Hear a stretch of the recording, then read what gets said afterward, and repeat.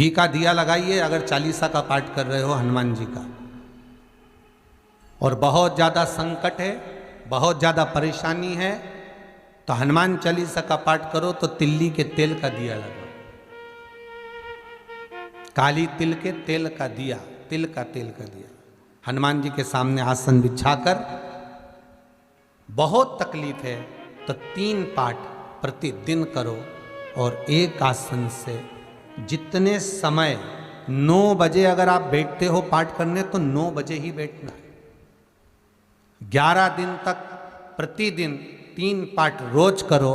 एक पानी का लोटा, कलश, तांबे का जल अर्थात तांबे का लोटा हो, स्टील का लोटा हो, तुम्हारे पास जो कलश हो उसमें जल भरकर एक सिक्का उसमें पटक कर, एक लौंग पटक कर प्लेट से ढक कर रख दो और प्रतिदिन बस टाइम पर बैठकर पाठ करो। 11 दिन पूर्ण होंगे, जिस कामना से आपने पाठ करा है बस वो सिक्का, वो लौंग कलश में से निकाल लो, जल का आचमन करो और जिस काम के लिए करा है वो जल उस प्रयोग में ले लो। उस प्रयोग, किसी से बात करने जाना है तो वो जल पी कर जाइए, कोई से हाथ मिलाना है तो वो सिक्का, वो लौंग अपने हाथ में रखिए, अपने साथ रखिए। कई लोग कहते हैं हम तो बहुत दिनों से हनुमान चालीसा पढ़ रहे हैं, हम बहुत समय से राम रक्षा स्तोत्र का पाठ कर रहे हैं, हम बहुत समय से ये कर, अरे तो उसको नियम से तो करो। हनुमान चालीसा का प्रागट्य केवल एक दिल से की गई स्तुति। हनुमान जी महाराज की स्तुति, राम जी महाराज की स्तुति तुलसीदास जी ने केवल दिल से करी थी, केवल मन से। और ये नहीं कहते कि हनुमान चालीसा पढ़ोगे तभी भगवान, नहीं नहीं, आप दिल से अगर भगवान को पुकार लीजिए, आप दिल से पुकारो उसको, वो आएगा।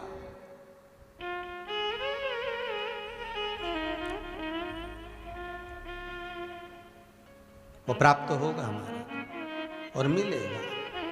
उसके मिलन में देरी नहीं हो सकती महाराज, उसके मिलने में कोई चूक नहीं हो सकती, बस मन से पुकारो।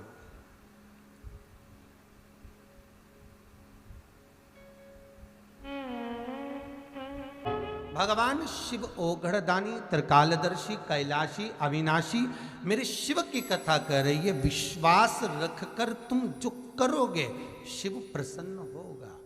उसको धन दौलत संपदा सत्ता नहीं चाहिए, उसको बहुत सोना चांदी हीरा पन्ना भी नहीं चाहिए, उसको बहुत आभूषण रत्न भी नहीं चाहिए,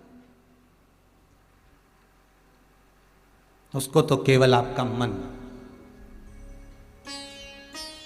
देखो, सत्यम शिवम सुंदरम, सत्य देव शिव मिलेगा, शिव मिला जीवन अपने आप सुंदर हो जाए। हम उसको दे ही क्या रहे।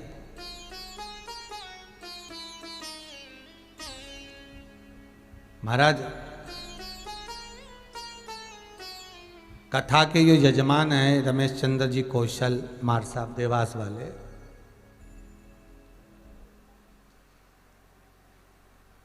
कोई बहुत करोड़पति ना है हो, स्कूल में टीचर रहे, रिटायर हो गए, सोचा अब जिंदगी निकल गई है, भगवान ने दिया, बच्चे लोग अपनी जगह पर सब है, पर कुछ जिंदगी में एक ऐसा करा जाए जिससे भगवान हमारा हो जाए। तो कौशल जी जब मिलने के लिए आए तो उन्होंने एक बहुत अच्छा प्रश्न किया, गुरुजी, कि जीवन का बहुत कोई ठिकाना नहीं है, कब प्राण छूट जाए। हमारी धर्म पत्नी की बहुत इच्छा रही है कि एक बार शिव महापुराण की कथा हो जाए और वो जीवन का आनंद हो जाए, बस शंकर की कथा हो। और हमारा तो आपसे भी निवेदन है, भगवान शिव की कथा सुनने के लिए हर महीने शिवरात्रि आती है। जितने श्रोता भाई बहन कथा को सुन रहे हैं, चाहे चैनल के माध्यम से सुने, चाहे यूट्यूब फेसबुक के माध्यम से सुने, जितने सुन रहे हो, तो मुझे उम्मीद है मेरा विश्वनाथ आपकी झोली जरूर भरेगा। आप जिस कामना से सुन रहे हो,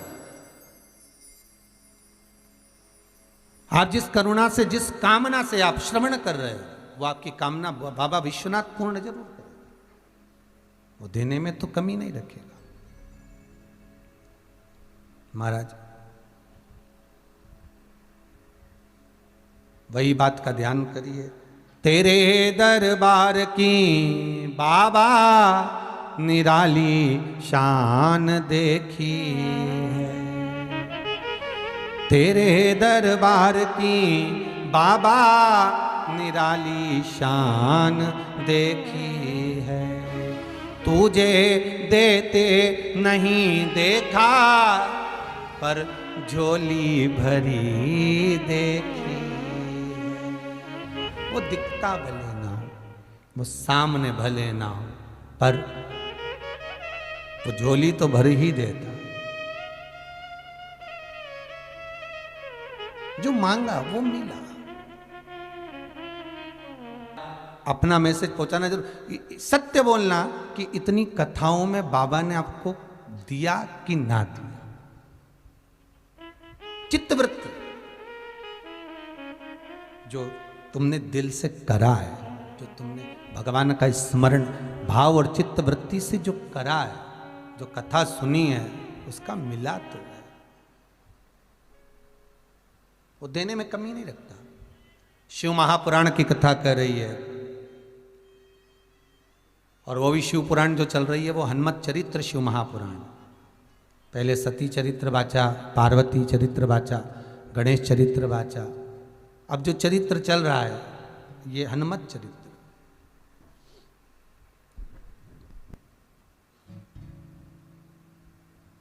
तुलसी बाबा का बताया गया वो जल, दिया गया वो जल, एक मृत्यु के घाट पर उतरा हुआ व्यक्ति को जीवित कर सकता।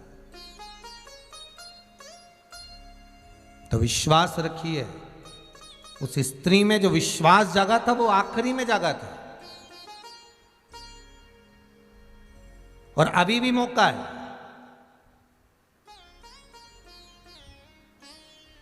ये कौशल जी जो कथा करा रहे हैं, मुख्य यजमान, ऑनलाइन जो कथा चल रही है, वो तो यहाँ नहीं आए, उनके प्रतिनिधि के रूप में यहाँ पर प्रहलाद जी राठौर बैठे हैं समिति के। पर ये जो कथा चल रही है, वहाँ बैठकर, देवास में बैठकर कथा का पूजन करना, कराना, तो ये जो क्रम चल रहा है, उनका शब्द ही यही था, गुरुजी प्राण कब चले जाए, कब जीवन समाप्त हो जाए, इस मृत्यु कब आ जाए, कब ये जीवन चले जाए, इसका कौन भरोसा। और अभी तो ऐसा कोरोना महामारी चल रही है कि जीवन का कोई ठिकाना ही नहीं है महाराज।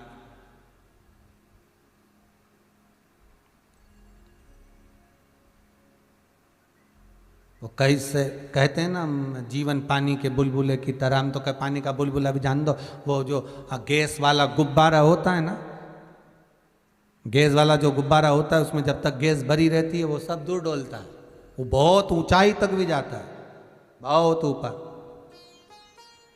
और जब उसमें गैस खत्म तो वही गुब्बारा धीरे धीरे धीरे धीरे नीचे की ओर आ जाता है।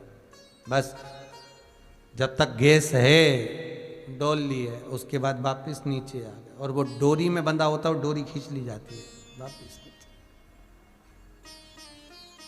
बस यही मनुष्य का शरीर है, यही मानव देह। जब तक है जप लिए, फिर गए तो गए, गैस समाप्त, पास गई। शिव कथा कह रही, भगवान शंकर का पावन चरित्र कर रहा है। ये शिव महापुराण कोई साधारण सी पुराण नहीं है।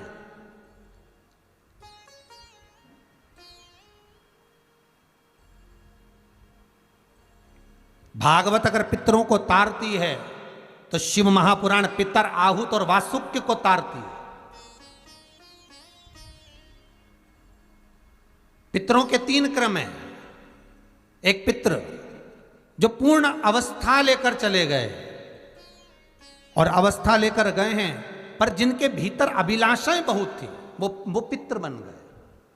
आहूत जो माता के गर्भ में आने के बाद कुंवारी अवस्था में मर गए, चाहे जन्म लेकर मरे हों चाहे गर्भ के अंदर मरे हों, वो आहूत बन गए। और वासुक अर्थात बहुत कुछ करना चाहते थे, इस संसार में आकर बहुत कुछ करना चाहते थे, पर कोई गति ऐसी हुई, कोई एक्सीडेंट हो गया, कोई क्रम ऐसा हो गया, कोई बीमारी ऐसी लग गई कि मरना पड़ा, पर तड़प तड़प कर मरे, प्राण छूटे, पर बहुत दुख होकर, बहुत तकलीफ होकर। वो बात सुख। भागवत पितरों को तार देती है, पर शिव महापुराण की कथा, शास्त्र कहता है कि शिव महापुराण को श्रवण कर कर जाने वाला जीव, भले वो सुनने वाला नहीं बैठा, भले वो सुनने नहीं बैठा, जो जिसके पितर हैं, जिसके वासुक, जिसके आहूत हैं, पर शिव पुराण कर रही है, जो श्रवण कर कर भी जाता है, और जिस मार्ग से श्रवण कर कर वो निकल रहा होता है, उस मार्ग में जितने अधोगति में मरे होते हैं, चाहे वो पितर हो, चाहे वासुक हो, चाहे आहूत हो, जितने अधोगति में मरे होते हैं, वो जीव भी तरते चले जाते हैं, मात्र जो श्रवण कर कर जा रहा है।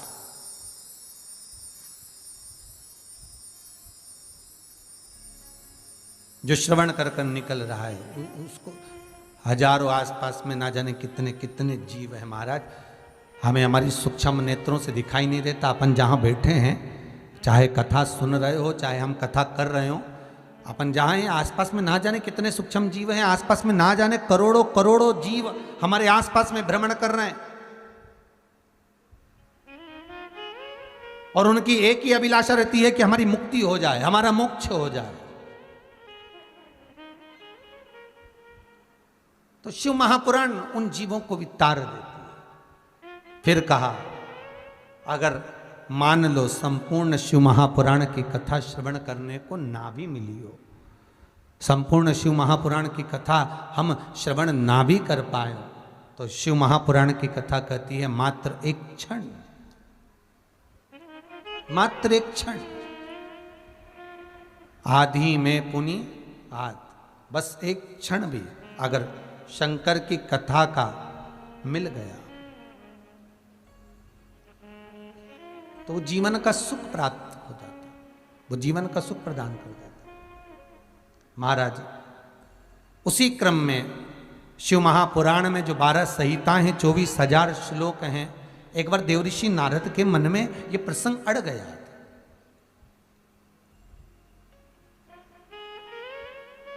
और देवऋषि नारद के मन में ये प्रसंग अड़ा, तो एक बार उन्होंने सनकादि ऋषियों से भी ये प्रश्न किया था, महाराज हमारे मन का एक संशय है। क्या संशय? कि मृत्यु लोक में मनुष्य जन्म लेता है, तो उसके जन्म लेना और जन्म लेने के बाद उसका प्राण त्यागना, ये किस क्रम में आता है? महाराज, सनकादि बाबाओं ने उसको देवऋषि नारद को बहुत सुंदर समझाया। ए देवऋषि नारद, मृत्यु लोक में जो मनुष्य जन्म लेता है, वो जन्म उसके पूर्व के किए हुए कर्म के अनुसार होता है, पूर्व में किए हुए कर्म के अनुसार। अगर आज कई व्यक्तियों का आपने देखा होगा, चौराहे पर 3 बच्ची चौराहे हो, चाहे अन्य चौराहे हो, रोड के किनारे लोग कोई भिक्षा मांगते हुए दिखते हैं, भीख मांगते हुए दिखते हैं। तो कई बार अपने के मन में ये प्रसंग तो आता होगा कि भगवान ने इनको कैसा पैदा करा, भगवान ने इनको कैसे जन्म दे दिया। तो कोई कभी विष्णु पुराण को स्मरण करो। विष्णु पुराण में स्पष्ट कहा गया, लक्ष्मी जी भगवान नारायण से पूछती हैं, हे नारायण कृपा करिए, मुझे एक प्रश्न का उत्तर दीजिए, संसार में मैंने सबको लक्ष्मी प्रदान करी, तो ये भिक्षुक कैसे हो गया?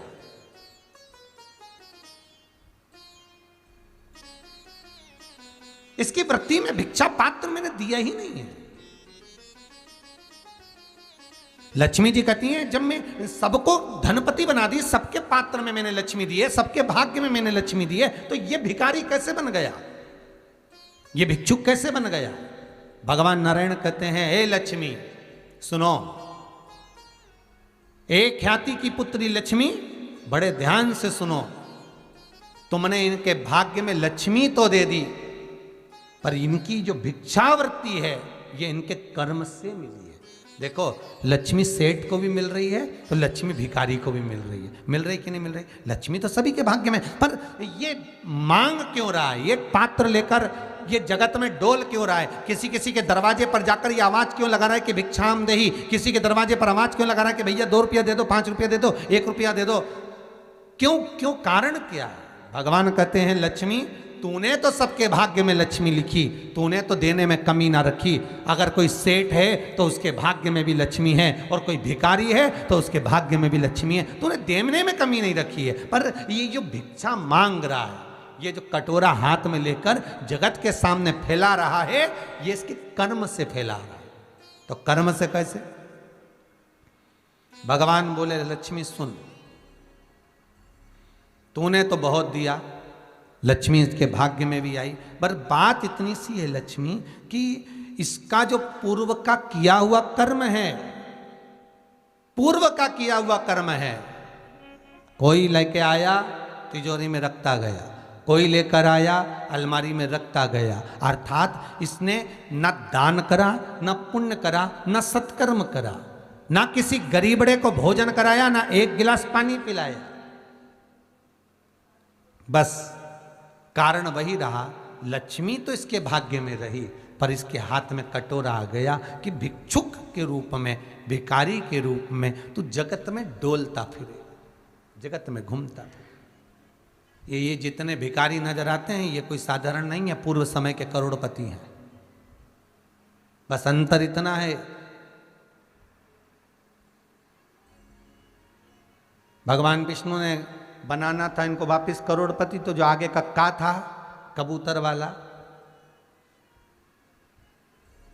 तो वो करोड़पति का इनका निकाल लिया इनके बुरे कर्म के अनुसार, तो वो क्या हो गया, करोड़पति की जगह करोड़पति।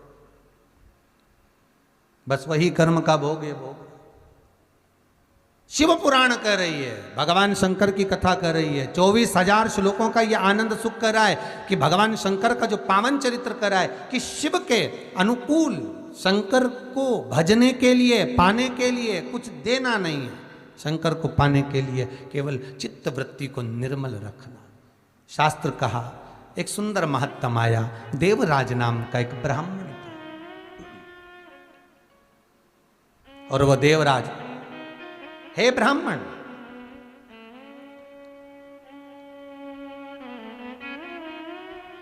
ब्राह्मण कुल में जन्मा है, पर वृत्ति ठीक नहीं है,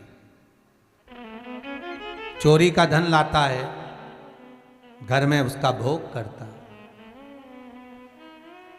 देखो भाई, शिव महापुराण में एक बात विद्येश्वर संहिता में बड़ी अच्छी लिखी है कि अगर अच्छा धन घर में आता है तो घर में जब अच्छा संपदा आती है, अच्छा धन आता है, तो घर में अच्छा काम करा जाता है। देखो वही बात को फिर से लो तो कह सकते हैं कि जिसको मनुष्य चुनता है वो संसद में जाकर बैठता है। जिसको आपने चुना, जिसको मनुष्य ने चुना, वो संसद में जाकर बैठता है, और जिसको भोलेनाथ चुनता है वो सत्संग में जाकर बैठता है। जिसको शिव चुनते हैं, क्योंकि सत्संग सबसे ज्यादा अगर किसी को प्रिय है तो शिव को प्रिय।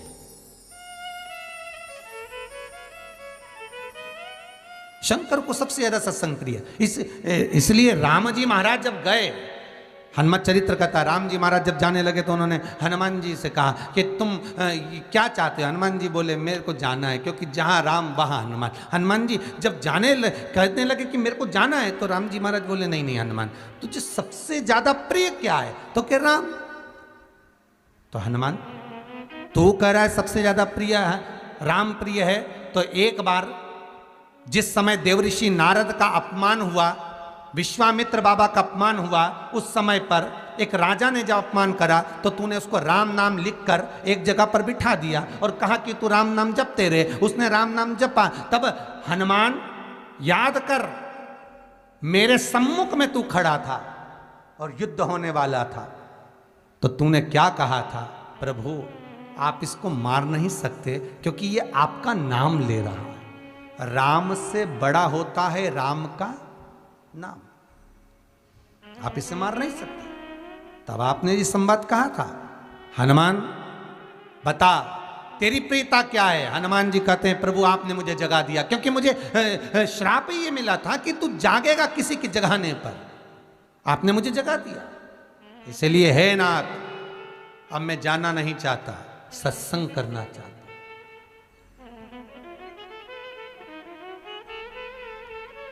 श्री राम जी का चरित्र है। अब मैं सत्संग करूंगा, भजन करूंगा, नाम जाप करूंगा। पर राम जी जानते हैं हनुमान से, कहा हनुमान मेरा जाने का समय आ गया, मुझे तो जाना पड़ेगा ना। सीता पृथ्वी में चली गई, मुझे भी जाना है। मैं सरयू के जल में अपने प्राणों को त्यागूंगा, मानव का शरीर है, इसको त्यागना तो पड़ेगा ना हनुमान। हनुमान जी बोले तो त्याग दो, त्यागने में क्या दिक्कत है, त्यागो आप तो। पर दिक्कत एक बहुत बड़ी है। तो राम जी ने जैसे कहा दिक्कत बहुत बड़ी है, तो हनुमान जी पूछे ऐसी कौन सी दिक्कत है?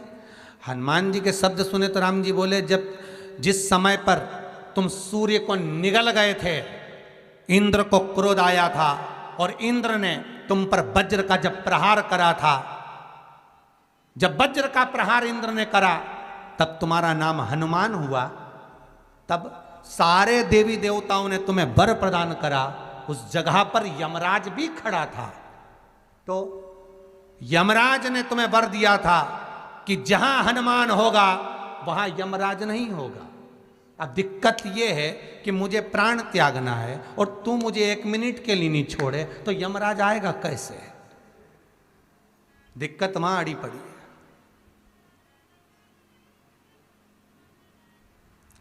हनुमान जी मुस्कुरा के बोले राम जी महाराज से, प्रभु मैं आपके बिना रह नहीं सकता। तो राम जी बोले, मैं भी जानता हूं कि तू मेरे बिना नहीं रह सकता, पर एक काम तो कर सकता है ना। क्या? मैं अगर कोई काम बताऊंगा तो तू करेगा कि नहीं करेगा? हनुमान जी बोले, आपका काम और मैं ना करूं, ऐसा कभी हुआ? जरूर करूंगा। ठीक है। बस अब राम जी महाराज ने सोच लिया कि हनुमान को जाने से पहले काम पर लगाना। अब वो कौन सा काम था? बोलो रे भाई। हनुमान जी को कहां काम पर लगाया राम जी ने? किस जगह पर काम पर लगाया? अरे सभी ने रामचरितमानस सुनी है, खूब सुनी, जल्दी बताओ। राम जी महाराज ने प्राण त्यागते समय, सरयू जी में प्राणों को देते समय, राम जी ने हनुमान जी को किस काम में लगाया था? कि राम जी ने अपने हाथ की एक मुद्रिका जिस पे राम लिखा हुआ था, वो मुद्रिका एक अयोध्या की एक सरंग में जमीन में डाल दिया और हनुमान से कहा जा जरा ढूंढ के लेके आ, मैं अभी घूम कर आया। और हनुमान जी तलातल रसातल भूमि के नीचे पताल में चले गए उस मुद्रिका को ढूंढने के लिए जिस पे राम लिखा है। और हनुमान जी पूछते भी जा रहे, राम कहाँ है? राम की मुद्रिका पड़ी थी, राम की अंगूठी है। अब राम का ही सत्संग करते करते जा रहे। और राम जी चले गए सरयू, क्योंकि हनुमान अगर होगा तो यमराज नहीं आ सकता। हनुमान को यहां से हटाना पड़ेगा, तब यमराज लेने के लिए आ सकता। तब यम आए, और क्योंकि यम अपने नियम को धारण करेगा, चाहे कृष्ण हो चाहे राम। वही बात फिर याद कर लीजिए, अच्छा कर्म करिए, कर्म का दंड तो भगवान को भी भोगना पड़ता है।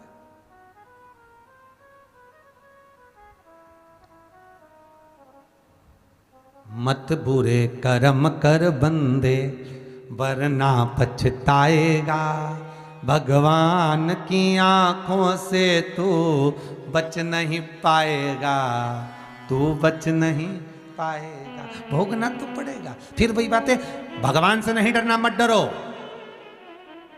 माता पिता से नहीं डरना, मत डरो। घर के बड़ों से नहीं डरना, मत डरो। घर के बुजुर्गों से नहीं डरना, मत डरो। वेद और पुराण से नहीं डरना, मत डरो। धर्म और शास्त्रों से नहीं डरना, मत डरो।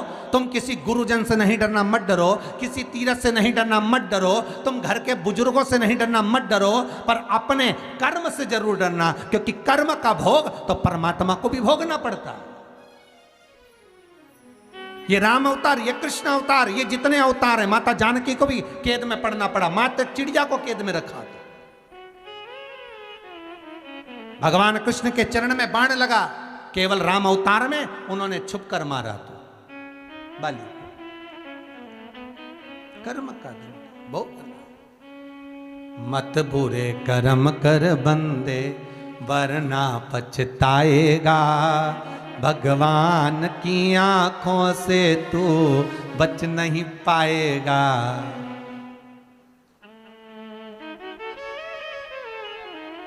इस शरीर के अंदर एक सिम फिट करके भेजी है, शरीर के अंदर। तुम जहां जाते हो भगवान को सब मालूम है क्या कर रहा है, कितनी रोटी खाई, कितनी गाली दी। जरा देखो तो सही, बस शिशुपाल गाली बका तो कन्हैया जी को कैसे मालूम पड़ा कि 99 हो गई? अरे विचार करो, क्या 24 घंटे भगवान कृष्ण शिशुपाल के साथ में रहते थे क्या? भागवत जी में वर्णन है 24 घंटे भगवान कृष्ण शिशुपाल के साथ रहते थे? नहीं। फिर शिशुपाल की 100 गालियां भगवान गिनकर उसके सिर को काट देते हैं, मतलब ये पक्का है कि सिम तो फिट थी। पता चल रहा था कि कितनी बकी गई। और तुम भी अंदाजा लगा लो, जितना आड़ा टेढ़ा बोलते हो ना, जितनी जितनी गाली देते हो, कई लोग कहते हैं बहुत अच्छा था बेचारा, चले गया। चले तो गया, पर सिम भी तो देखी जाए कौन सी कंपनी की थी और कितना उसमें पावर था, वो तो देखो। और गया तो भाई देखो, भले तुम किसी कंपनी की सिम चला रहे हो, पर डाटा तुम्हारे को दिया गया है, इतना MB का इतना अब खर्च हो जाएगा। और रात को तुम 12 बजे सोचो, 11 बजे सोचो कि अब तो बिल्कुल नेटवर्क ही काम नहीं करे। तो नेटवर्क तो अपनी जगह पे सही है, परंतु वो डाटा खत्म हो, वो भी तो देखो रे। ऐसे तुम तो सवेरे 7 बजे से व्हाट्सअप चला रही, यूट्यूब चलाया, फेसबुक चलाया, सुबह से चला के बैठी है, और 9 बजे से, और शाम तक डाटा मतलब खत्म होगा कि नहीं होगा? खत्म। अब सोच रही कि अब तो चल ही नहीं रही है, बस यूं यूं घूम रही है, बस ऐसे ही घूमता रहे और चल तो ही नहीं। और 3-4 बार क्लिक करा, खुल जा खुल जा खुल जा। भगवान बोले डाटा खत्म हो गया, अब कहाँ गया? सिम फिट करी, कितना भजन करा, कितना स्मरण करा, कितना कीर्तन करा, फाइल कंप्लीट है यमराज के पास में। जब प्राण छूटेंगे एक लाल कलर की फाइल लेके चित्रगुप्त सामने मिलेगा, और पहले नंबर पे पूछेगा तेरा क्या होगा रे कालिया। पहला ही शब्द रहेगा, बोल कितना भजन करा, कितना कीर्तन करा, कितना स्मरण करा, कितना नाम जाप करा, पूछेगा। मृत्यु लोक में आया था, 21,600 श्वास प्रतिदिन निकली है, 3.5 करोड़ रोम छिद्र मनुष्य के शरीर में है, 3.5 करोड़ बार भगवान का नाम लेना था, तब जाकर ये शरीर शुद्ध हो पाता एक दिन में। किसने लिया 3.5 करोड़ बार भगवान का नाम? 21,600 श्वास प्रतिदिन देता है, एक एक श्वास का हिसाब लेगा। ऊपर जाते ऐसा दोचेगा, ऐसा पाड़े की पूंछड़ी से बांध के ले जाएगा, और ऐसा मारता कूटता ले जाएगा, और चिल्लाते रहोगे।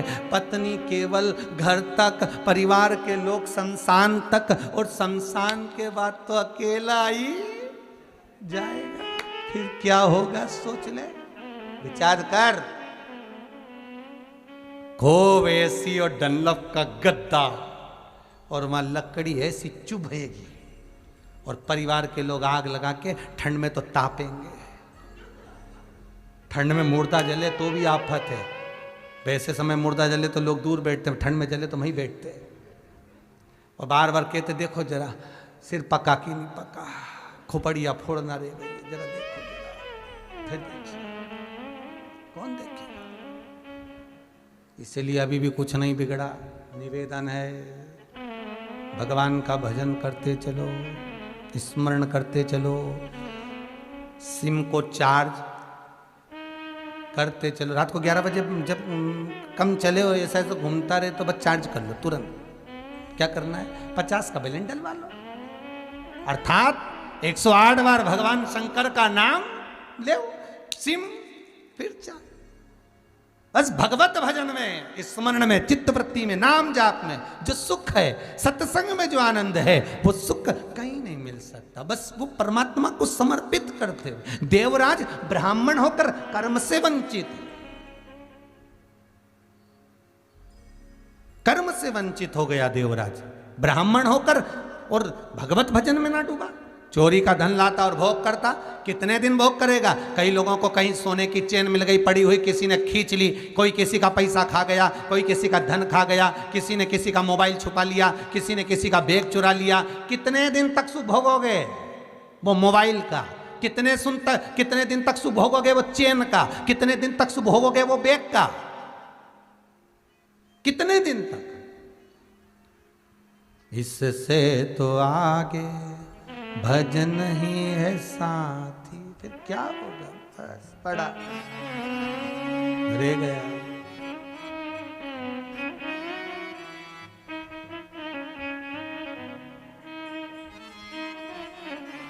कितना पड़ा हुआ किसी का धन मिल जाए, जैसे ही उसका स्पर्श होता है, स्पर्श हुआ, बस उसी दिन से दुख चालू हो गया। किसी का नहीं चाहिए हमको। भगवान से कहना, भगवान हमें किसी का धन मत देना, हमें हमारे भाग्य का देना, मेरी किस्मत का देना, जो मेरी किस्मत में लिखा हो, और इतना देना कि जीवन में एक बार मैं भी शिव महापुराण की कथा करा सकूं। ऐसा देना। धन ऐसा मत देना कि डॉक्टर में लगाऊं, पुलिस में लगाऊं, यहां लगाऊं, वहां गलत जगह पर मेरा धन ना लगे। धन ऐसा देना कि मैं भी एक बार शिव महापुराण की कथा करा सकूं और जग का कल्याण कर सकूं। धन ऐसा मिलना चाहिए। अब किसी कहीं कई लोग इस चक्कर में पड़े हैं। महाराज जी जरा देखना, हमको किसी ने बताया है कि जमीन में हंडा गड़ा है। हमने कहा अगर सारी दुनिया की जमीन में हंडा गड़ा होता तो एक आध हंडा हमको भी ला दो, कुबेरेश्वर महादेव का मंदिर बनवा दे। हंडा कहाँ है? जमीन में से हंडा निकालने के लिए 25-50 ना जाने कितने बाबा जोगी के पास गए, हाथ पे डोलियाए, पैर पड़ियाए, हंडा तो नहीं निकला, ने खोद खोद के मर गए। क्या मतलब का?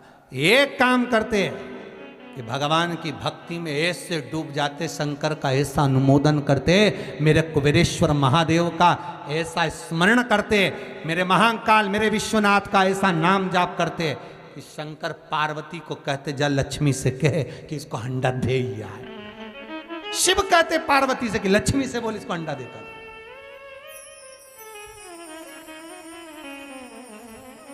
वो काम का है।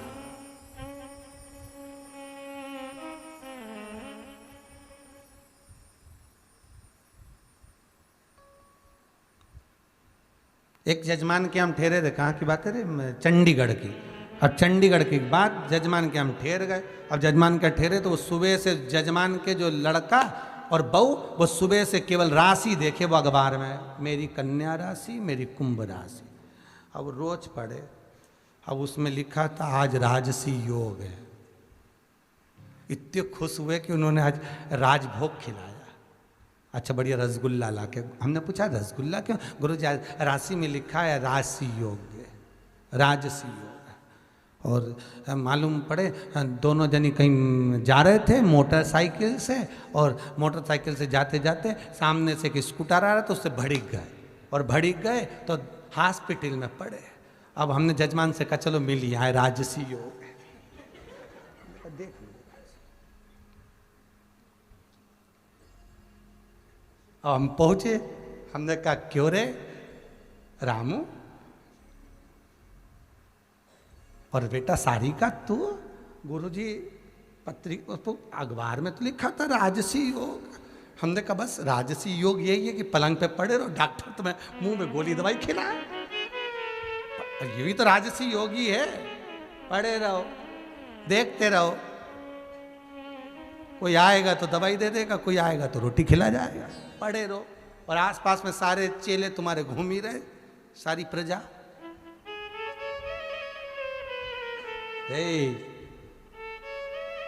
महाराज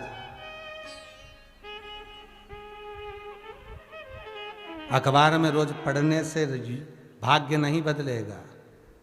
भगवान का भजन कर कर, नाम स्मरण कर कर। हम तो ये भी कहते हैं कि तुम मंदिर नहीं जा सकते, तुम मत जाओ।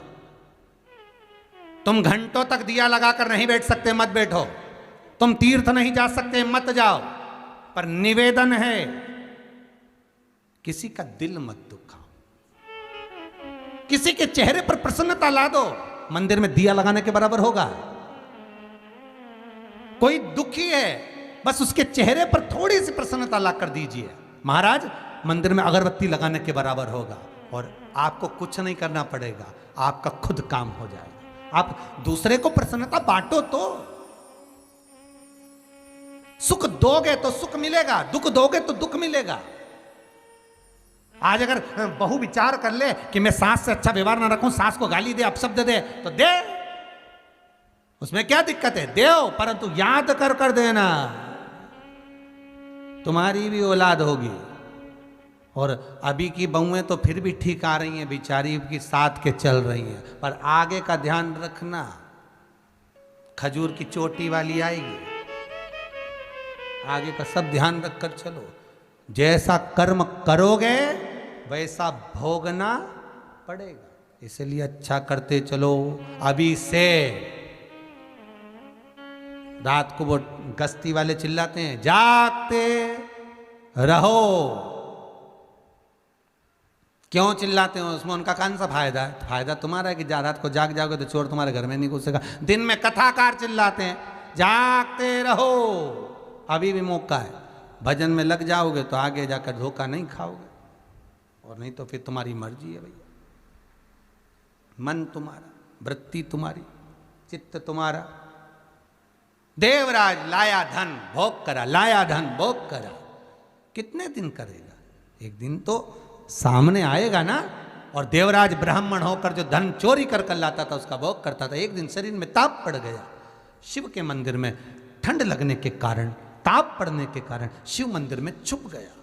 छुपा, सर में बहुत दर्द हो रहा है, शरीर में बहुत कष्ट हो रहा है। और उसी शिव मंदिर में शिव महापुराण की कथा चल रही है। उसी शिव मंदिर में, उस शिव पुराण में से, शिव पुराण का जो मूल मंत्र है, श्री शिवाय नमस्तुभ्यम। जैसे भागवत का मूल मंत्र है ओम नमो भगवते वासुदेव, उसी तरह शिव महापुराण का मूल मंत्र श्री शिवाय नमस्तुभ्यम। बस इस मंत्र को उसने ध्यान में ले लिया। भले चोर था पर मंत्र ना था।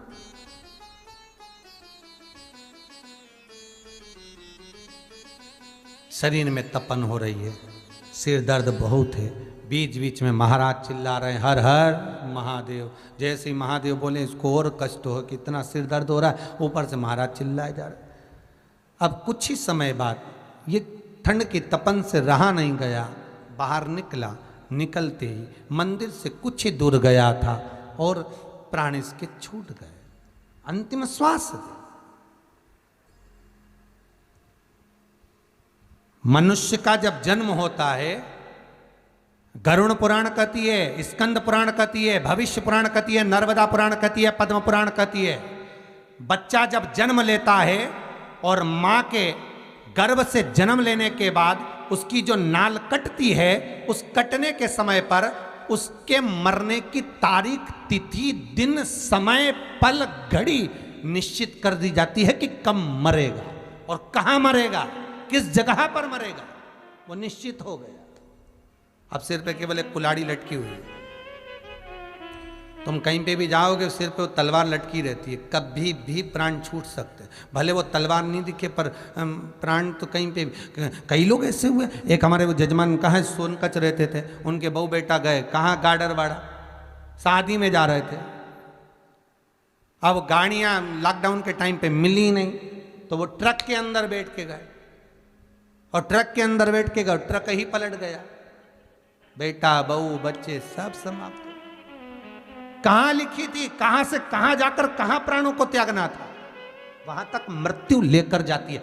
दिन, घड़ी, पल, समय, स्थान, निश्चित है कि कहां प्राण छूटेंगे। भले 7 तालों में बंद हो जाओ। राजा परीक्षित का चरित्र कहता है, जन्मेजय ने कांच का महल बनवाया था, तो वो तक्षक नाग कहां से जाता। परीक्षित को भूख लगी, खबर करवाई भूख लग रही है, तो कहा खाने का सामान मत लेकर जाओ, हो सकता है फल फूल में मिठाई में कुछ चला जाए, कोई जहर मिला कर ले जाए। नहीं, तो अनार बुलवाया, अनार का रस निकलवाया, कपड़े में छनवाया, छान कर गिलास में भरवाया। जिस गिलास में वो अनार का जूस जा रहा था, रस जा रहा था, उस गिलास के नीचे पेंदी थी, उस पेंदी में तक्षक नाग चिपक कर चला गया। मृत्यु निश्चित है, वो आना है, उसे कोई नहीं टाल सकता। जन्म, मरण और परण, ये 3 निश्चित है मेरे शंकर के हाथ में। डॉक्टर ने कहा 3 महीने बाद डिलीवरी हो जाएगी, ये तारीख को ये समय पे होगी। डॉक्टर ने कहा बस 8 दिन बाद डिलीवरी, और मालूम पड़े जापा होना था 4 तारीख का, 10 तारीख आ गई। डॉक्टर को 3-4 बार तो दिखाया ही, देखना डॉक्टर साहब अभी 4 तारीख बोली थी, और डॉक्टर के अभी 2-4 दिन के 12 तारीख हो, 15 हो गई। क्यों? क्योंकि वहां से नहीं छूटी है। जन्म भगवान के हाथ, मरण भगवान के हाथ। डॉक्टरों ने कह दिया अंतिम सांसें चल रही, घर ले जाओ, घर ले गए, मालूम पड़े 1-1.5 साल तक तो अम्मा पलंग पे निकाल दी। लो, और पंडितों ने पत्रिका देखकर कहा था खूब लंबी उम्र है, मालूम पड़े एक्सीडेंट हुआ, अटैक आया, मर गया। लो, सारी उम्र धरी की धरी रह गई। अभी ना जाने कितने लोग कोरोना महामारी में चले गए, फोन लगाकर बोलते हैं गुरुजी हमारे पिताजी की पत्रिका तो पहले कहते थे कि खूब जिएंगे, खूब लंबी उम्र है, और तो वो चले ही गए। बताओ कहां? उसके हाथ जन्म, मरण और परण। ढेर लड़कियां देख लो, ढेर लड़के देख लो, पर जो भाग्य में लिखी होगी वही मिलेगी, और जो भाग्य में लिखा होगा वही मिलेगा। 50 छानो, 1000 बायोडाटा देखो, 1000 लड़कियां देखो, 1000 लड़के देखो, जो लिखा है वही होना। ये संबंध आज के नहीं है, पूर्व के हैं भाई। एक आध दिन के संबंध थोड़ी ना।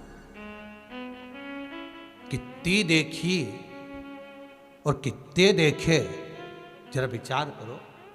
और भाग्य में यही लिखा था और किस्मत में यही लिखी थी। उसका कारण है कि ये आज का संबंध नहीं, ये पूर्व का है। संबंध जन्म, मरण, परण 3 किसी के हाथ में नहीं है। किसी ने कह भी दिया इतनी तारीख तक विवाह हो जाएगा, मालूम पड़े पीछे आगे हो गया, क्योंकि ये सब शिव के हाथ है, शंकर के हाथ।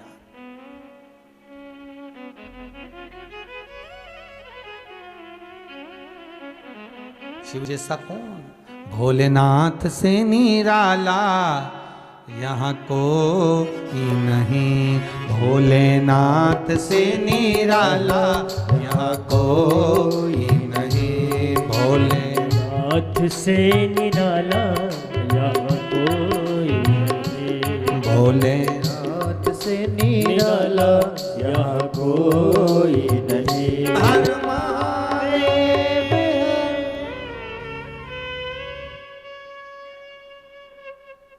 देवराज ब्राह्मण प्राणों को त्याग दिया,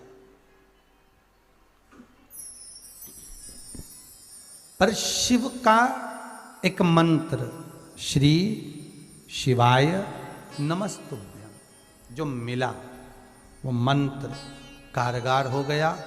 प्राण तो छूटे, मरना तो सबको ही है, आज नहीं तो कल, पर बाबा से विनती कर कर ऐसे प्राणों को त्यागना कि बाबा तड़फाना मत, सड़ाना। सेवा करता छूटे जी मारा प्राण, ओ जी मारा सांवरिया। सेवा करते करते छूट जाए, चले जाए, वो ठीक।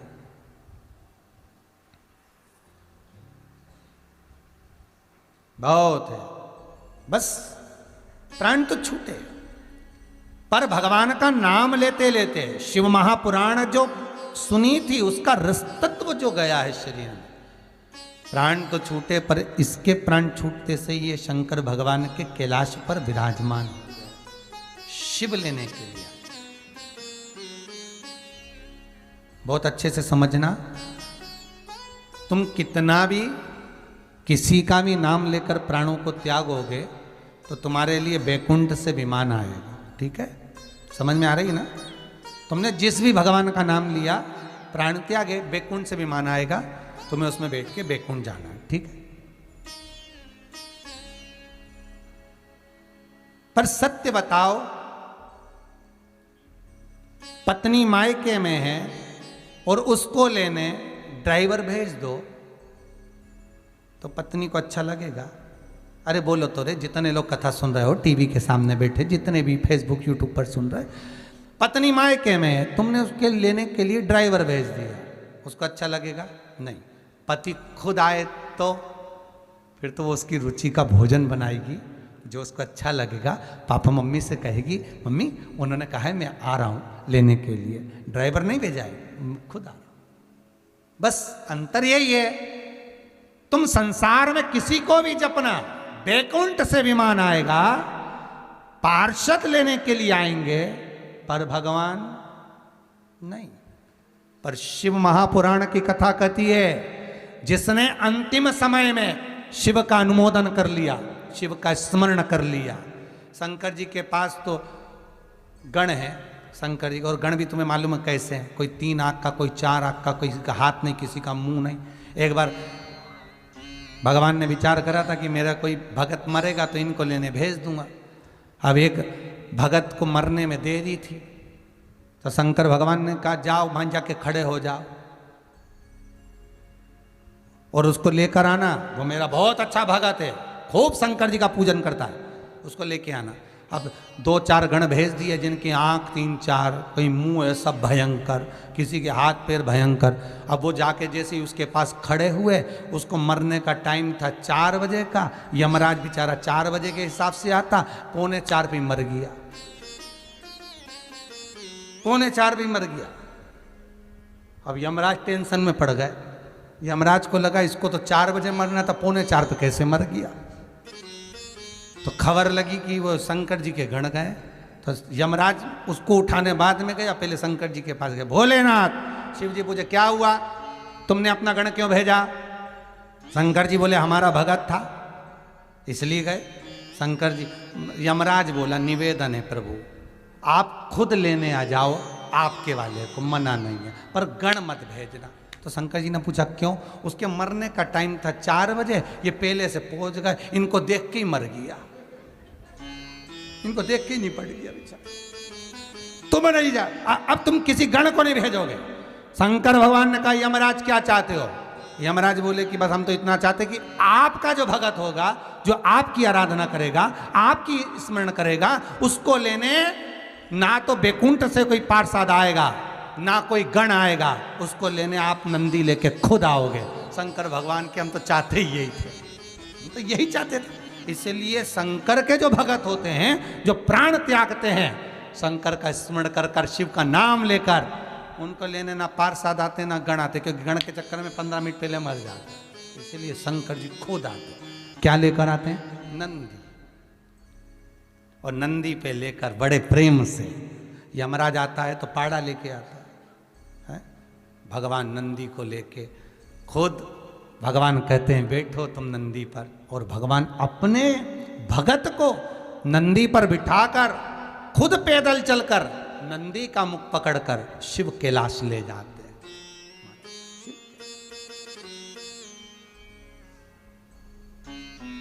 स्वयं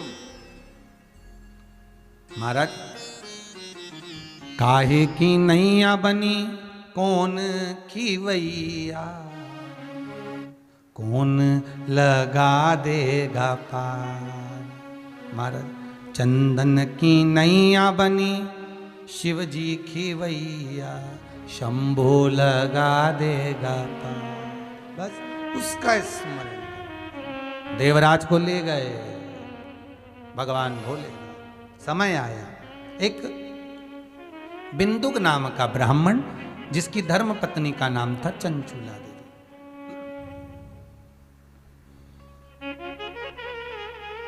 ये भी चोरी करता था।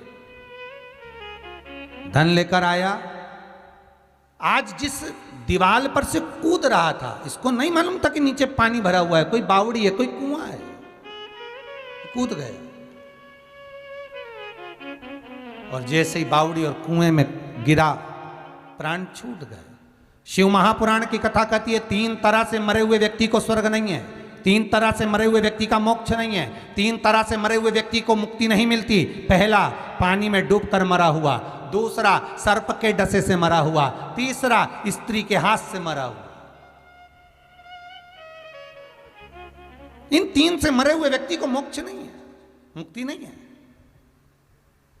अगर कोई पानी में डूबकर मरा है, उसने मुक्ति नहीं पाई। कोई सर्प के डसे से मर गया, मुक्त नहीं हो पाए। और कोई स्त्री के हाथ से मर गया, मोक्ष नहीं मिला। यह प्रसंग श्रीमद् भागवत में भी आता है।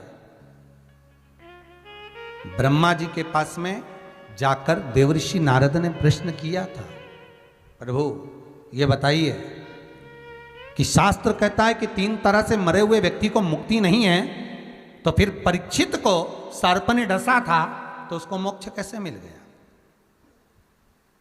तो कहा, उसने एकाग्र चित्त से श्रीमद् भागवत कथा सुनी थी, इसलिए मुक्ति मिल गई।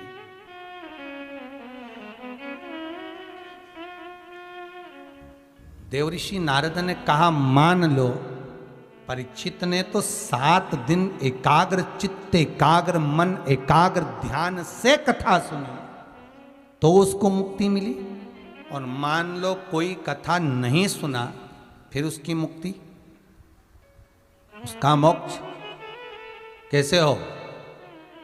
तो उसका वर्णन शिव महापुराण में लिख दिया कि मान लो अगर कथा नहीं भी सुनी है, शिव पुराण तो कहती है कि अगर आपने भागवत भी नहीं सुनी, कोई पुराण नहीं सुना, कभी मंदिर में दिया नहीं लगाया, कभी भगवान का भजन ना करा, पर एक बार अगर मौका मिल जाए शंकर का अनुमोदन करने का, श्री शिवाय नमस्तुभ्यम मंत्र का स्मरण करने का, या शंकर के मंदिर में एक बार भूल से भी आपने जल चढ़ा दिया, यहां तक शास्त्र कहता है मंदिर में जल भी नहीं चढ़ाया शंकर के, दिया भी नहीं लगाया, कोई पाठ नहीं करा, कोई मंत्र नहीं जपा, अगर शंकर का मंदिर का मात्र शिखर का दर्शन ही कर लिया, कभी जिंदगी में कर लिया, तो भी तुम कैलाश धाम जाने के अधिकारी हो, तो भी तुम शंकर के धाम जा सकते हो, मुक्ति हो सकती है,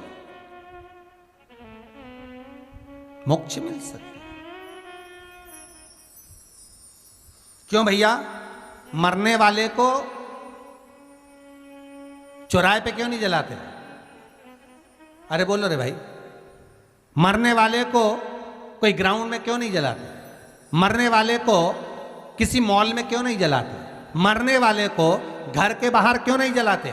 मरने वाले को किसी अन्य जगह पर क्यों नहीं जलाते? मरने वाले को जलाते हैं तो केवल शमशान में जलाते हैं। क्यों? क्या कारण है? किस लिए? उसका एक कारण है कि शमशान में शंकर रहते हैं, क्योंकि उन्हें श्राप लगा था दक्ष प्रजापति का, मैं तुझे श्राप देता हूं शिव, तो शमशान में निवास करेगा। शंकर भगवान शमशान में रहते हैं, इसीलिए मुर्दे को शमशान ले जाया जाता है। क्यों? क्योंकि ये जगत में कहीं पर भी भटका, इसने कथा सुनी ना सुनी, भागवत सुनी ना सुनी, दान करा ना सुना, स्मरण करा ना करा, पर अगर इसको शंकर के दरवाजे तक ले गए तो फिर ये शंकर का हो गया, फिर शंकर इसको साथ लेगा, क्योंकि शिव भोला है, शंकर इसको साथ लेगा। इसलिए मरने वाले को कहीं दूसरी जगह नहीं ले जाते, ले जाते शमशान, अच्छे बांध बुंधा के हो, सजा धजा के, किसको मिलन करवाना है भोलेनाथ से हो, ले जाओ, दूसरी जगह नहीं, चौराहे पे नहीं, गली में नहीं, शॉपिंग मॉल में नहीं, केवल शमशान, क्योंकि वो शिव का धाम है, वहाँ शंकर रहते हैं। और एक बार जो शिव के पास चले गया, फिर शंकर का हो गया, तो उसको फिर कोई कुछ कहीं भटकना है ही कहीं नहीं। अब सौंप दिया इस जीवन का सब भार तुम्हारे हाथों, छोड़ दो शंकर के, सब कुछ शिव।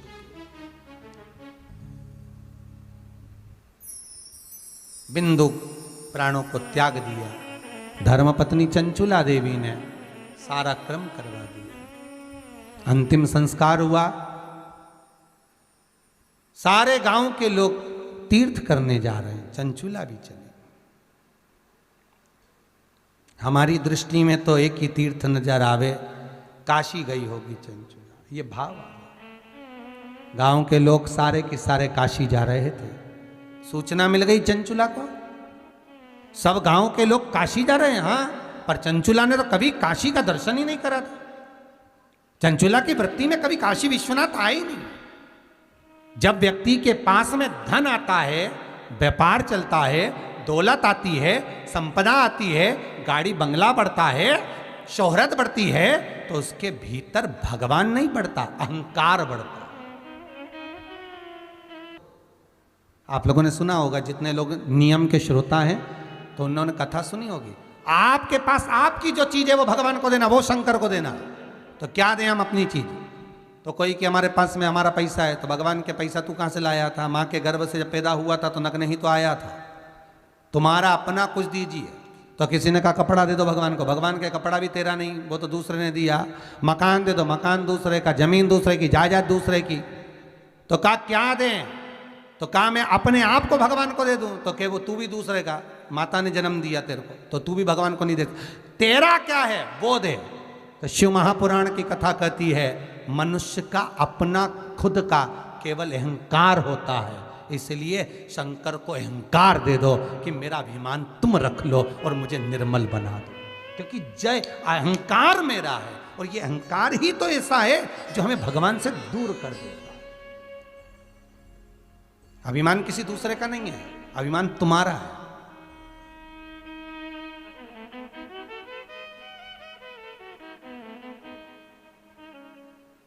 ये अभिमान तुम्हारा, ये अहंकार तुम्हारा है, वो भगवान को देना है। और अहंकार एक बार अगर भगवान का हो गया तो जीवन आनंदमय हो गया। बस चंचुला देवी ने विनती करी गांव के लोगों से, मुझे भी काशी जाना है। चली काशी, काशी गई। काशी अभी मुक्त नगरी है, काशी मोक्ष नगरी है। भारत की भूमि के सबसे ज्यादा मुर्दे अगर कहीं जलते हैं तो वो काशी में जलते हैं। अभी मुक्तता है काशी, मोक्ष नगरी है काशी। पहले भी वर्णन किया, आज फिर वर्णन कर रहे हैं। सारी दुनिया में पाप करोगे, किसी तीर्थ में जाकर, वृंदावन, मथुरा, गोकुल, बरसाना, नंदगांव आदि जितने तीर्थ हैं, अयोध्या, काशी, सब दूर जाकर तुम धो सकते हो। पर तीर्थ में जो तुमने पाप किया, तीर्थ में जाकर तुमने जो पाप कर्म करा, वो 4 धाम में जाकर धो सकते हो, द्वारका, जगन्नाथ, बद्रीनाथ और रामेश्वर। पर 4 धाम में जो तुमने पाप करा वो कहीं नहीं धुलते, वो केवल एक ही जगह धुलते हैं, वो काशी की धरा पर धुलते हैं।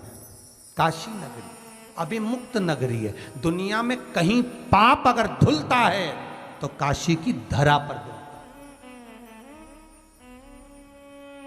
क्योंकि वो शिव का घर है। बच्चा कीचड़ में गिरता है, नाली में गिरता है, पड़ोसी उसको साफ नहीं कर सकता, साफ उसके मम्मी पापा ही करेंगे। भले उसने गंदगी करी हो, भले वो गंदा हो गया, कोई नहीं करेगा। भले घर में चाचा रे, चाची रे, काकी रे, ताई रे, सब रे, परंतु कोई साफ नहीं करे। करे तो उसकी माई करे, करे तो उसका पिता ही करे। उसी तरह काशी भगवान का घर है और हम उसकी औलाद हैं। अगर हमने पाप भी किया है तो माता पिता के घर जाकर ही धुल सकता है, दूसरी जगह नहीं। माता पिता के पास में ही धुलेगा, इससे कोई दूसरा नहीं धो सकता। इसलिए कभी मौका लगे तो जैसे चंचुला देवी गई, ऐसे कभी मौका मिले तो काशी जाओ। अभिमुक्त नगरी का थोड़ा सा आनंद पाओ। पहुंच गई काशी में, सब दूर घूमते घूमते गंगा के घाट पर गई चंचुला देवी। गंगा का स्नान करती और गंगा से विनती करती, माँ मैं बहुत पापी हूँ। पति को चोरी करने का बोलती थी, वो चोरी कर कर लाते थे, मैं उसका भोग करती थी, पर कभी मैंने सत्कर्म नहीं करा। माँ हे गंगा मैया, पर आज इस धरा पर आई हूँ, यहाँ से जाना नहीं चाहती। अगर जाऊँ तो केवल शिव के धाम जाऊँ, ऐसी कृपा कर दो। वहीं पर कहीं पीपल के वृक्ष के नीचे शिव महापुराण की कथा चल रही थी, जो चंचुला देवी खड़े होकर सुन ली मात्र 2 क्षण। और गंगा नहाई, चली, घाट से ऊपर गई, थोड़ी दूर ही बड़ी थी, चक्कर खा के नीचे गिर गई, चंचुला के प्राण छूट गए। चंचुला देवी के प्राण छूटे तो भगवान शिव ने ले जाकर इसको पार्वती जी की सहेली बना दिया, पार्वती जी की सखी। पार्वती जी की सेवा में लग गई चंचुला देवी। जब माता पार्वती की सेवा में लगी चंचुला, बहुत मौन रहती, उदास रहती, चुप रहती, मुख से कुछ ना कहती। पार्वती जी ने पूछा, ए चंचुला, तू चुप क्यों रहती है? तू मौन क्यों है? बोल जरा। चंचुला कहती है, क्या बोलूं देवी, मेरा पति प्रेत योनि में पड़ा हुआ है, क्योंकि वो पानी में डूब कर मरा है, उसकी मुक्ति नहीं हुई, मोक्ष नहीं मिला उसे। बहुत चोरी करता था, धन ला कर देता था, मैं उसका भोग करती थी, पर मैंने कभी अपने पति से नहीं कहा कि तुम मंदिर जाओ, कि तुम देवालय जाओ, कि तुम पूजन पाठ में जाओ। एक होती है पत्नी जो पति को सिनेमा घर ले जाती है, एक होती है पत्नी जो पति को शॉपिंग मॉल ले जाती है, एक होती है पत्नी जो पति को मायके ले जाती है, और एक होती है धर्म पत्नी जो पति को धर्म के पथ पर ले जाती है। पति कमा कर लेकर आए तो धर्म पत्नी का फर्ज है एक बार पति से पूछे कि ये तुमने कमाया है जो लेकर आए हो, थोड़ा सा सत्कर्म में लगाओगे कि नहीं लगाओगे? थोड़ा सा सत्कर्म में लगाओ। खूब जोड़ा जोड़ा जोड़ा, आखिरी में छोड़ा, फिर इतना बड़ा फोटो टंग गया, वो भी स्माइल देता हुआ, और उस पे भी प्लास्टिक के फूल की माला, और खीर और पुड़ी सराद में चिपकी तो चिपकी चिपकी, फिर तो अगली सराद तक उठेगी वो पूड़ी और खीर। हंसो मती, अपने भी चिपकेंगे, अपन कहां से आए, फोटो तो अपने भी टंगने, करना था चिपक।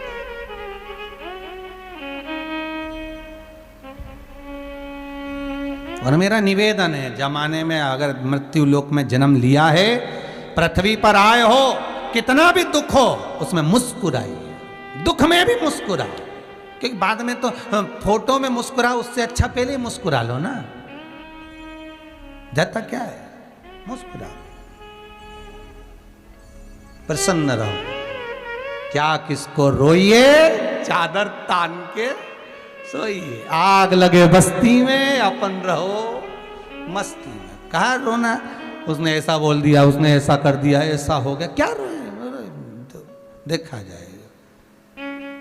छोड़ दो भोलेनाथ, छोड़ दो शिव शंकर, फिर सोचना नहीं। महाराज चंचुला चुप बैठी तो पूछ लिया माता ने, क्या बात है, क्यों चुप हो? पति को मुक्ति नहीं है, तो एक काम करो, अगर तुम्हारे पति को मोक्ष नहीं मिला है तो एक बार शंकर की कथा करवा लो, शिव महापुराण को श्रवण कर लो। कौन बाचेगा? देवऋषि नारद के पास जाओ। चंचुला देवी ने देवऋषि नारद से कहा, नारद जी मुझे शिव पुराण कराना है। नारद जी बोले, पुराण तो कर दूं, मना नहीं है, पर दिक्कत इतनी सी है कि मुझे श्राप लगा है, एक जगह बैठ सकता नहीं। ऐसा श्राप किसी किसी को लगा रहता है जो एक जगह बैठ ही नहीं पाता, श्राप लगा है। अब मैं बैठूं और कथा बाचूं तो बैठने के लिए 3 घंटा तो चाहिए ना, 4 घंटे तो बैठना पड़े, बैठ ही नहीं पाता। अब करूं क्या? नारद जी विचार, एक काम करो कि मैं कथा नहीं सुना सकता, पर मेरा जो मित्र है तुम्बरूका,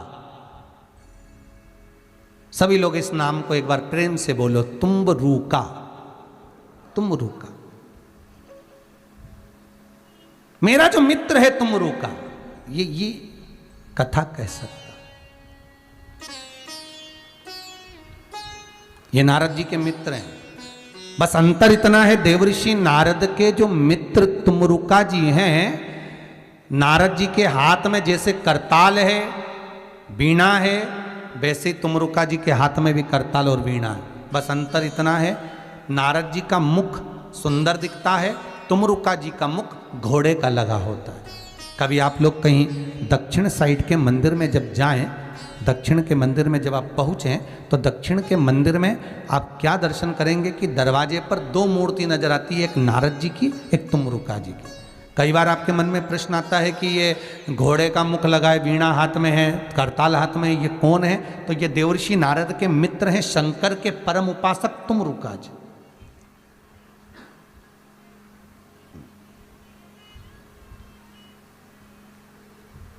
लॉकडाउन में एक तुमरुका शिव महापुराण की कथा भी बाची थी। अगर आप लोग नहीं सुन पाए हो तो उसको सुनना। तुमरुका जी का उसमें पूरा चरित्र कहा गया। कभी मौका लगे तो अच्छे से देखो, उसको चैनल पे पड़ी होगी, उसको निकाल कर सुनना। तुमरुका शिव महापुराण, जैसे ये हनुमत चरित्र शिव महापुराण है, वो तुमरुका चरित्र था।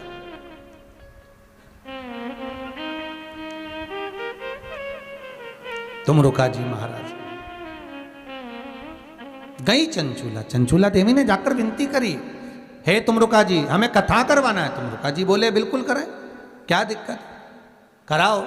पर दिक्कत इतनी सी है तुमरुका जी, तुरंत बोले तुमरुका जी, दिक्कत इतनी सी है कि देवी मैं कथा तो बांट दूंगा, पर कथा का यजमान जो बने वो कोई जोड़े से तो बैठे, और तुम तो बेदव्य हो, कैसे बैठोगी? चंचूला देवी की आंख में आंसू भर गए। अब कथा कैसे हो? चंचूला जी वापिस जागे और कैलाश पर जाकर मौन होकर बैठ गई। फिर पार्वती जी ने पूछा, तू चुप होकर क्यों बैठी है? भाई होता है, माँ तो माँ होती है, पार्वती मैया तो घर में बहू एकदम चुप चुप रहे, मुंह से कुछ बोले ही नहीं, ऐसी गुमशुदा तलाश के अंदर की तरह। तो बेचारी सास भी 25 बार पूछे, हुआ क्या बेटा, मुंह से तो बोल, मुंह से तो बोल। वो बोले ही नहीं। अब बोल तो सही, अरे जगदम्बा कुछ तो बोल। अब आवाज ही नहीं निकले तो क्या कर? बहू के चेहरे पर स्माइल रहे, प्रसन्नता रहे, अलमस्तता, आनंदता रहे, तो घर में सास